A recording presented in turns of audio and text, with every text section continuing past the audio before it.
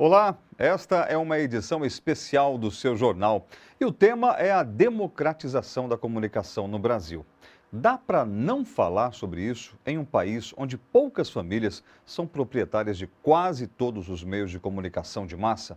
Onde os movimentos sociais de trabalhadores encontram dificuldades para se verem representados nos conteúdos exibidos na mídia tradicional? Em um país que vive uma grande transformação social, os meios de comunicação precisariam estar bem mais distribuídos. A democracia pressupõe oportunidades iguais para todos, não é mesmo?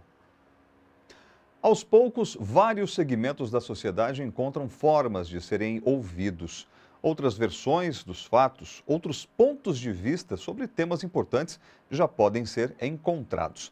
Não só a dos mais influentes e ricos. E a TVT é parte desse novo conceito. Além de ser a primeira emissora outorgada a uma organização de trabalhadores, a TVT está aberta para a participação. A nossa equipe está chegando agora aqui na estação de trem Itaim Paulista. A gente vai fazer a cobertura de um ato contra as remoções na várzea do Rio Tietê. O nosso contato é a Thaís, do movimento Terra Livre. A gente está esperando por ela aqui. Um dia antes, na redação do seu jornal, a jornalista Marina recebeu uma ligação da Thaís contando sobre a manifestação que aconteceria na Zona Leste de São Paulo e nos chamando para participar. A luta contra as remoções na região acontece desde 2010. Aliás, não é a primeira vez que a TVT vem até aqui. Em fevereiro de 2012, o repórter Carlos acompanhou o problema das enchentes na Zona Leste. Eu estou aqui na comunidade de Itajuípe, na periferia da Zona Leste de São Paulo, para acompanhar essa reunião de lideranças. Em julho de 2013, ele também esteve na primeira manifestação dos moradores. Quando a gente vai fazer uma ação, né, se ela não foi registrada, é como se ela nunca tivesse acontecido, né? Mas a gente chama a imprensa e ninguém vem, na verdade. Às vezes vem, não vem, eles falam o que eles querem, não falam a real, né? Muitas vezes até pior do que isso, eles distorcem completamente. Normalmente eles distorcem, né? Eles vão pegar a nossa pauta, vão falar qualquer coisa. Chega de remoção, queremos moradia, saúde e educação. Começou a escurecer aqui no Itaim Paulista, o ato está acontecendo aqui perto da estação de trem. A gente encontrou o Felipe agora, que é um dos organizadores desse ato, do Coletivo Nacional Construção. Felipe, você acha importante que exista essa relação entre o movimento social e um veículo de comunicação alternativo? Sim, é importante que tenha esse vínculo e tal, essa comunicação, mas desde que a mídia, né, essa mídia alternativa, paute de fato o que acontece com a luta dos trabalhadores. E para conversar com a gente sobre democratização da comunicação, a gente recebe Rosane Bertotti, que é secretária nacional de comunicação da Central Única dos Trabalhadores e também coordenadora do FNDC, que é o Fórum Nacional pela Democratização da Comunicação. Olá, Rosane, bem-vinda ao seu jornal. Olá, obrigada por poder estar aqui, novamente trazer esse debate tão importante que é a democratização da comunicação, a importância que tem isso para o fortalecimento e a democracia do país. E qual que é a diferença entre os meios de comunicação tradicionais e os progressistas? Bom, os meios de comunicação tradicionais, eles fazem uma pauta a partir do seu interesse sem ouvir os dois lados. E muitas vezes eles nem fazem a pauta dando voz e vez aos movimentos sociais. Eles inviabilizam os movimentos sociais, tanto no sentido da forma como apresentam a pauta e tanto no sentido de simplesmente fazer com que eles não existam. Os meios alternativos têm olhar o espaço do dia a dia, o espaço do trabalho, o espaço dos movimentos sociais, perceber que a realidade brasileira não é uma realidade apenas do Rio e São Paulo, não é uma realidade apenas do setor da economia, mas que tem a ver com a vida dos trabalhadores no local da fábrica, que tem a ver com a vida das pessoas que vivem nos bairros, que tem a ver com a vida das pessoas no seu dia a dia. Então, acho que essa é a grande riqueza de uma produção alternativa de comunicação. E uma outra grande riqueza é a participação. porque você, além de produzir a matéria, você cria espaço de diálogo, você cria espaço de participação, tanto no processo da produção da matéria, quanto na opção da indicação da pauta e também na questão da participação de indicar temas, de produção de conteúdo, de levantar elementos que são importantes para trazer o debate para a sociedade.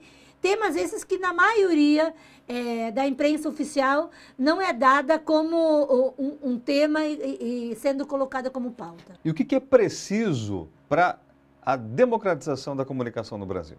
A democratização da comunicação, ela passa por uma série de ações que são fundamentais. Eu diria, primeiro, que nós precisaríamos de uma nova lei da comunicação brasileira, porque a nossa lei de comunicação é da década de 60, e é desta forma que tem o processo de regulamentação da comunicação. E de lá para cá, nós tivemos vários avanços na democracia, nós tivemos uma outra economia, nós vivemos hoje uma outra realidade da comunicação, nós vivemos hoje uma convergência tecnológica e nós precisamos pensar esta comunicação no Brasil por esse novo olhar, né? Portanto, nós não podemos ter uma concessão de rádio e televisão concentrada em apenas algumas famílias. Nós não podemos ter uma realidade do investimento financeiro, publicitário, em apenas alguns meios de comunicação. Por isso, para democratizar a comunicação no Brasil, nós precisamos garantir aquilo que é um princípio fundamental, que está na Constituição brasileira, que é o direito de liberdade de expressão. Mas um direito de liberdade de expressão para todos e todas, e não apenas de quem detém um meio ou de quem gesta um meio, uma concessão. Rosane, nós vamos ver mais uma reportagem e já voltamos a nos falar. Na Rede Brasil Atual, as reportagens também apresentam um olhar diferenciado. Nada de mesmice de comunicação de uma mão só. A rede foi criada em 2009 e, além de um site, engloba a Revista do Brasil e a Rádio Brasil Atual.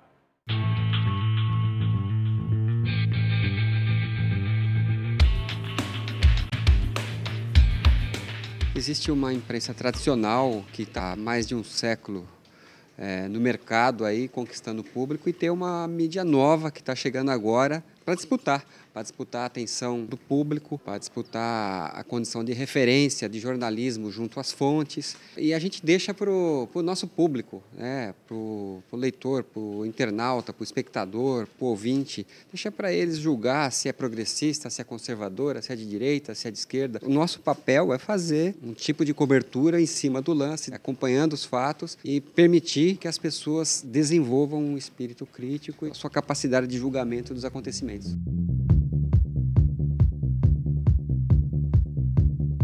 A gente está sempre em contato com o pessoal dos movimentos sociais, eles estão sempre passando coisas para a gente está sempre monitorando os sites, redes sociais deles. A prioridade é mostrar para o público o que aquele movimento está reivindicando, qual que é a causa que leva aquelas pessoas para a rua. E não necessariamente falar que atrapalha o trânsito. A manifestação é por tais motivos, organizada por tais organizações, por tais pessoas. E lá no final você aproveita para prestar o serviço. Olha, não venha por essa região porque o trânsito não está bom por causa disso. Tem uma matéria que a gente fez na época das eleições que eu achei bastante legal porque ela mostrou uma coisa que ninguém estava mostrando. Na época que o Russomano estava muito bem nas pesquisas, o lado progressista achava que ele ia para o segundo turno e tal, e assim a gente mostrou que o Russomano era um cara muito ligado à indústria das armas, né? Que era uma coisa muito preocupante, mas que a mídia não mostrava, né? Então é uma coisa que as pessoas precisavam saber, no entanto ninguém sabia. Para quem quiser acessar a rede na internet, como é que faz? Acesse www.redebrasilatual.com.br e também aí pelo Twitter, pelo Facebook, circulando aí pelas redes sociais, você acha a Rede Brasil Atual, ou então na própria página da TVT, vai lá, tem o link para a nossa página. E as novas tecnologias transformaram mesmo o fazer jornalismo. E os blogs ganharam espaço na vida das pessoas. A blogosfera é um exemplo de como os blogueiros se organizaram para fortalecer a comunicação progressista no Brasil. Atualmente, participo de uma entidade chamada Centro de Estudos Barão de Itararé, que é uma entidade que agrega blogueiros, acadêmicos, jornalistas, entidades do movimento social para discutir o papel da mídia e para interferir no debate sobre a democratização da comunicação. Então, o blog tem 4 anos. E hoje eu escrevi, me chamou a atenção, quando eu acordei, fui ler os jornais e vi que os editoriais da Folha, do Estadão e do Valor eram a mesma coisa, prevendo que o desemprego no Brasil vai explodir, sendo que não tem base real nenhuma para essa afirmação. Ao contrário, o Brasil continua gerando emprego. Não tem lógica. Aí, eu lendo os editoriais, isso me dá uma bronca, aí eu vou lá e escrevo dando um cacete na mídia. Isso é meu divertimento. Quando nós fundamos o Centro de Estudos Barão de Itararé, em maio de 2010, o Azenha, Luiz Carlos Azenha, propôs. Ele falou, bicho, nós fazemos esses blogs, estamos espalhados no Brasil inteiro, mas não nos conhecemos. Nós só nos conhecemos no mundo virtual. Vamos tentar juntar essa galera para um bate-papo, para troca de experiência, para ver o que tem de problema, o que tem de dificuldade, mas também o que tem de possibilidade.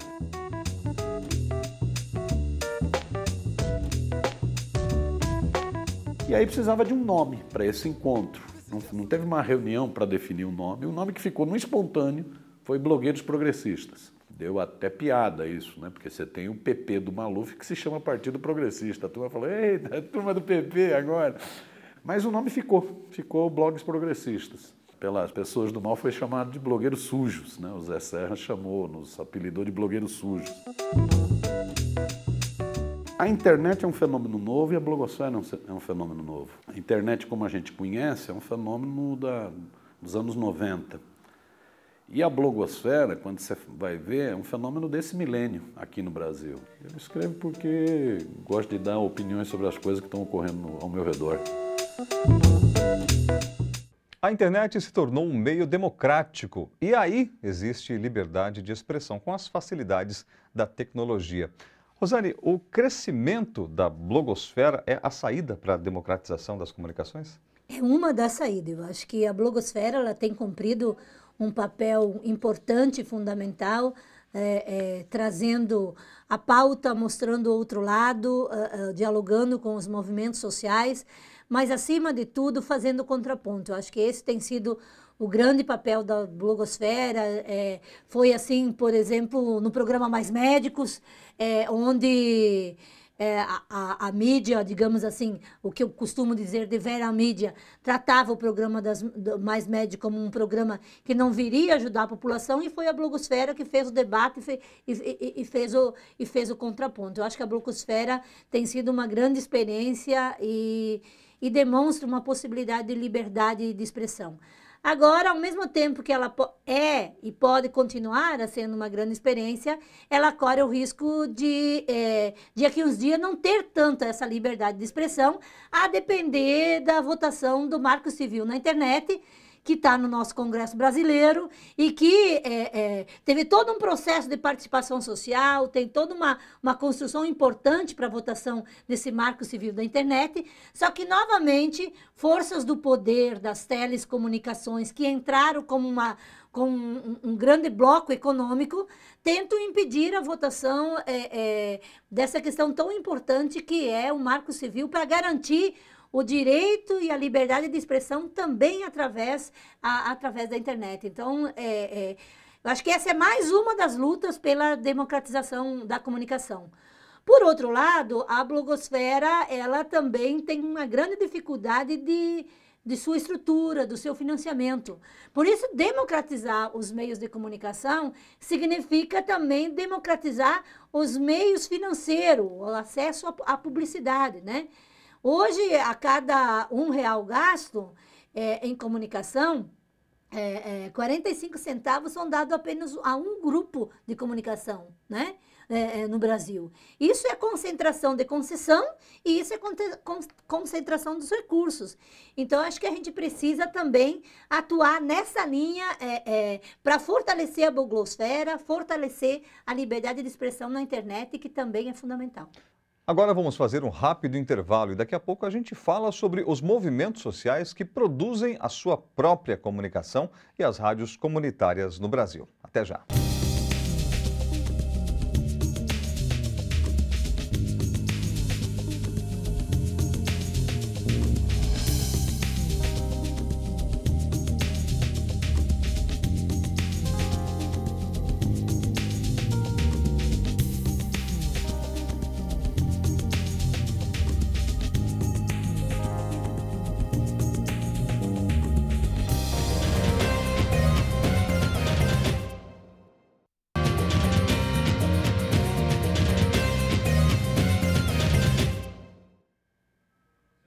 Essa edição especial do seu jornal é sobre democratização da comunicação e a gente conta com a presença de Rosane Bertotti. Ela é secretária nacional de comunicação da CUT e coordenadora do Fórum Nacional pela Democratização da Comunicação. A rádio Nova Riacho FM em São Bernardo do Campo, no ABC, está no ar há 2 anos e ainda busca caminhos para superar as dificuldades. A antena com 30 metros de altura subiu em apenas um dia. Ela começou a transmitir as ondas da rádio comunitária Nova Riacho 87,5 FM. O presidente é Ademir Rocha. O mecânico de manutenção trabalha de madrugada em uma firma no centro de São Bernardo. Sai às 6 da manhã e tem apenas 15 minutos para percorrer cerca de 7 quilômetros e chegar a tempo de assumir o papel de locutor. A questão é que eu gosto muito de rádio, né? Isso aí é no sangue. Quem gosta tem que fazer aquele esforço, né? Mesmo com sono, a gente tem que batalhar e quem quer alguma coisa na vida tem que sempre correr atrás. É uma coisa que eu não desisto nunca. Vamos mostrar você trabalhando lá dentro, vamos lá? Vamos lá. É 87,5, é a melhor do seu rádio. A dona de casa, Odete Pereira, é voluntária na Nova Riacho. Apaixonada por rádio, ela vai tocar um programa de 2 horas com músicas e notícias locais. Eu acho que tem que trazer muita informação para as mães, para os pais de família, a informação em geral para toda a comunidade, que às vezes fica a desejar um pouquinho. Colocar uma rádio comunitária no ar não é fácil, depende muito da boa vontade e da dedicação das pessoas que estão envolvidas. Aqui, por exemplo, eles colocaram isopor nas paredes para isolar o som. Algumas partes têm o conhecido Sonex, que também serve para isolar o som, mas ainda falta um pouquinho de cola. O improviso é essencial para que a rádio já possa estar no ar atendendo a comunidade. Mas na hora da documentação, não pode improvisar. Uma parceria com o Sindicato dos Metalúrgicos do ABC garante o funcionamento da Nova Riacho FM. O diretor Zé Mourão cuida pessoalmente do apoio logístico e legal. Para chegar nessa documentação aqui do Ministério das Comunicações, é preciso que a rádio esteja devidamente outorgada pela Anatel.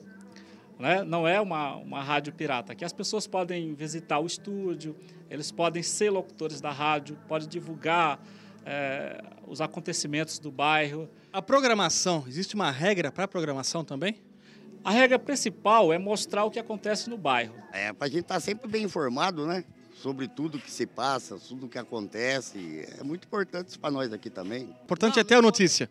Ter notícia, a gente vê e espalhar para todo mundo por aí. Para oferecer uma alternativa de informação àqueles que não concordam com a visão da mídia tradicional, o MST tem hoje vários veículos de comunicação, entre jornais, revistas e páginas na internet.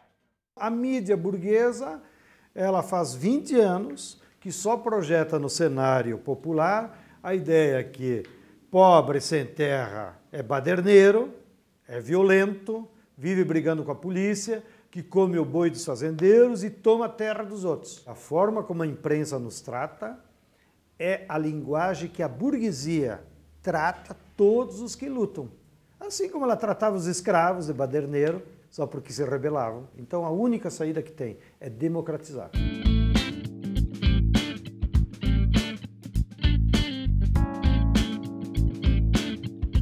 O MST, nessa trajetória que vai completar agora em janeiro 30 anos, desenvolveu uma série de instrumentos de comunicação para ajudar e contribuir no desafio da luta pela reforma agrária. Né? O primeiro instrumento de comunicação do MST é o chamado Boletim Sem Terra, que surgiu na região norte do Rio Grande do Sul, onde 700 famílias ocuparam uma área na luta pela terra, pela reforma agrária.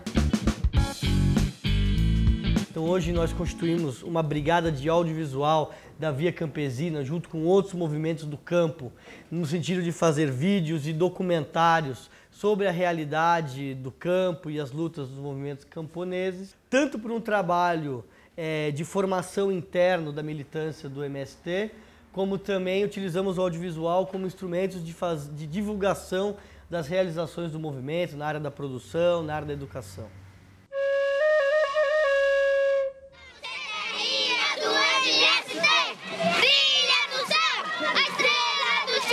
É uma luta muito boa aqui. Do sem terra e do sem terrinha. A comunicação hoje é mais do que simplesmente um instrumento de divulgação das nossas realizações, mas uma forma de criar uma articulação ampla de vários setores para que a gente possa, de forma articulada, fazer as grandes reformas que o Brasil precisa.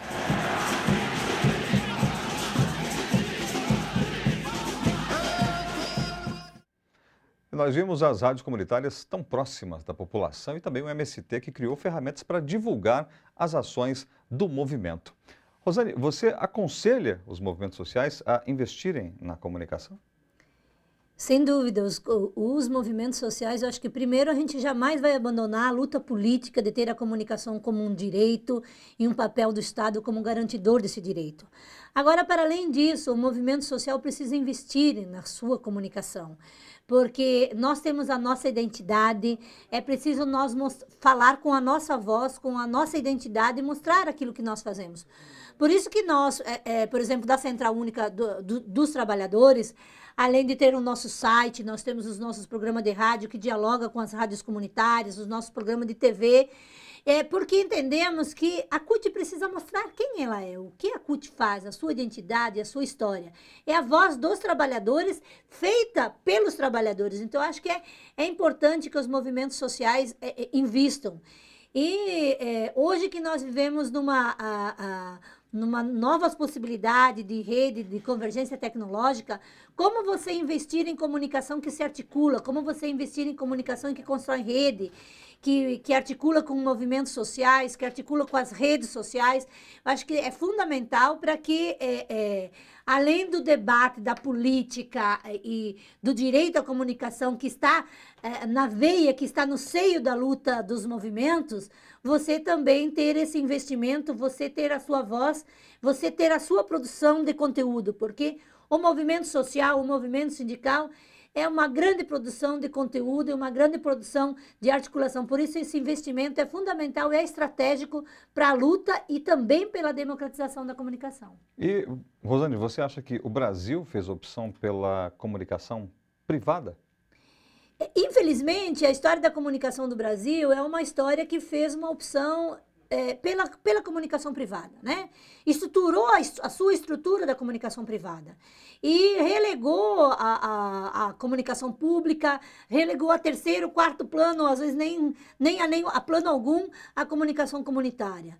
Nós tivemos agora, recentemente, a criação da EBC, que eu acho que é um fato fundamental, estratégico para o fortalecimento da comunicação pública, com conselho curador, com participação da sociedade, podendo ampliar um processo de debate.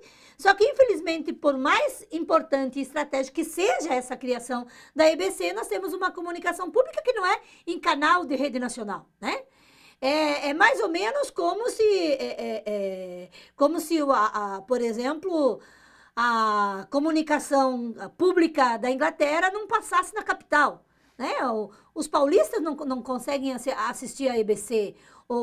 Então, você tem uma produção pública de qualidade que consegue dar um outro viés, trazer o debate da questão pública, mas você não tem um fortalecimento do sistema. Então, é preciso fortalecer o sistema público articulado com o sistema comunitário, com as rádios comunitárias, com as rádios e televisões comunitárias e educativas. O ex-presidente Lula sugeriu a união de todos os meios progressistas para fazer frente ao esquema forte, tradicional e blindado que temos nas comunicações.